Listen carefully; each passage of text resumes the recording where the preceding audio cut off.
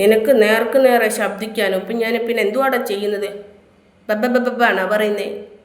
ആണോടാ സൈനു? എൻ്റെ സൈനു നേർക്ക് നേരെ പാർട്ടിക്കാരോടായാലും സംസാരിക്കും, പോലീസുകാരോടായാലും സംസാരിക്കും കേട്ടോ. സൈനു എന്തിനാടാ പേടിക്കേണ്ട ആവശ്യം? തെറ്റ് ചെയ്തിട്ടുണ്ടെങ്കിലാടാ എവിടെയും പേടിക്കേണ്ട ആവശ്യമുള്ളൂ കേട്ടോ. പെടാ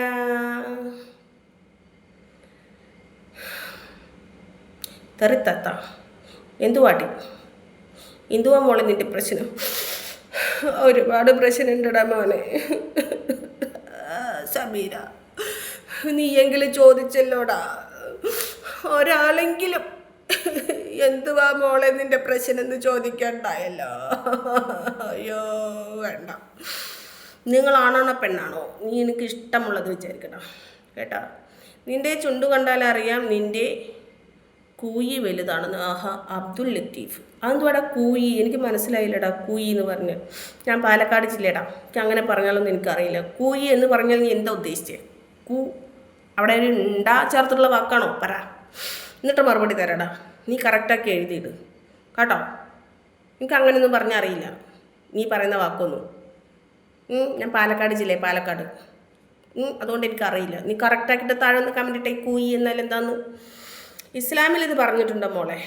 ഏത് പറഞ്ഞിട്ടുണ്ടോന്ന്? നിൻ്റെ നമ്പർ പ്ലീസ്. എൻ്റെ നമ്പറാണ് താഴെ ഞാൻ ഇട്ടിറക്കണം. നിങ്ങളാണോ പെണ്ണാണോ? ഇപ്പം കുറേ നേരമായല്ലോ.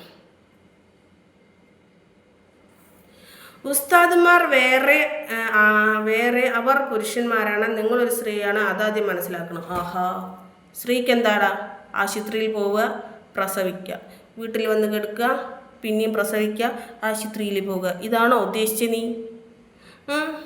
എടാ സ്ത്രീകൾ ഇപ്പോൾ ചന്ദ്രനിൽ വരെ പോയി വന്നടാ, ചന്ദ്രനിൽ വരെ എടാ കേട്ടോ.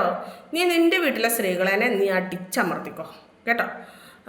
മുഹമ്മദ് സാലിഹ് അതിന് ഏത് മുസ്ലിങ്ങളാണ് ഇവിടെ കമൻ്റ് ഇടുന്നത് വെച്ചാൽ ശരി, സ്വന്തം വീട്ടിലെ പെണ്ണുങ്ങളെ എന്ത് ചെയ്തോളും? അടുക്കളയിൽ പൂട്ടിയിട്ടോളും. അടുക്കളയിൽ നിന്ന് അരങ്ങത്തേക്ക് വരാത്ത രീതിയിൽ പഠിപ്പ് കൊടുക്കാത്ത, വിദ്യാഭ്യാസം കൊടുക്കാത്ത എന്ത് വേണമെങ്കിൽ ആയിക്കോ. പക്ഷെ ഞാൻ എൻ്റെ മക്കളെ അങ്ങനെ വളർത്തില്ല. ഓക്കെ കേട്ടോ. ഉസ്താദുമാർക്ക് എന്താ കൊമ്പുണ്ടോ? ഉസ്താദുമാർക്ക് അന്യ സ്ത്രീകളെ മുഖം കാണാൻ പാടോ? അവർക്ക് യൂട്യൂബിൽ വരാൻ പാടോ? ഇല്ലല്ലോ. ഒരു ഉസ്താദ് പറയുന്നത് എന്തെന്ന് യൂട്യൂബിലൊക്കെ വരാം. പരസ്യം എന്ത് ഈ റമ്മിയുടെ പരസ്യമൊക്കെ ഉണ്ടല്ലോ, അതൊന്നും പാടില്ല. അല്ലാത്ത നല്ല സോപ്പിൻ്റെ, ചീപ്പിൻ്റെ, ഡ്രസ്സിൻ്റെ ഒക്കെ പരസ്യം അതൊക്കെ ഇട്ടുണ്ടെങ്കിൽ അത് പൈസയൊക്കെ ഞങ്ങൾക്ക് ഹലാലാവും. നല്ല കള്ളുടിയുടെ ബീറ് കുപ്പിയുടെ ഒക്കെ ഇട്ടുണ്ടെങ്കിലാണ് ഞങ്ങൾക്കത് ഹറാമാവുക. ഞങ്ങൾക്ക് കുഴപ്പമൊന്നുമില്ല. പിന്നെന്താ, ഈ ഡിജിറ്റൽ സംവിധാനങ്ങളൊക്കെ നമുക്ക് തന്നിരിക്കുന്നത് എന്തിനാ? നമുക്ക് ഉപയോഗിക്കാനാ. നമ്മുടെ റസാ ബ്ലോഗ് ഉസ്താദ് അങ്ങനെയാണ് പറഞ്ഞത്. ഇവിടെ ഈ ഡിജിറ്റൽ ആയിട്ടുള്ള കാര്യങ്ങൾ നമുക്ക് ഫോണ്, ഇൻ്റർനെറ്റ് ഇതൊക്കെ തന്നിട്ടുള്ളത് എന്തിനാ? അപ്പം ഞാനൊരു സംശയം ചോദിച്ചു, ഈ മദ്രസകളൊക്കെ എടുത്ത് കളയുമെന്ന്. നമുക്കെല്ലാം ഇതിൽ നിന്ന് കിട്ടുമല്ലോ അല്ലേ? ഇപ്പോടാ ഈ ലോകത്ത് ഒരു പഴവർഗ്ഗമായാലും ശരി, ഒരു ഭക്ഷണ പദാർത്ഥമായാലും ശരി, എന്ത് തന്നെയായാലും ഈ ലോകത്ത് ഇറങ്ങുന്നുണ്ടെങ്കിൽ അത് എല്ലാവർക്കും ഉപയോഗിക്കാനാണ്. ഉസ്താദുമാർക്ക് മാത്രമൊന്നുമില്ല കേട്ടോ.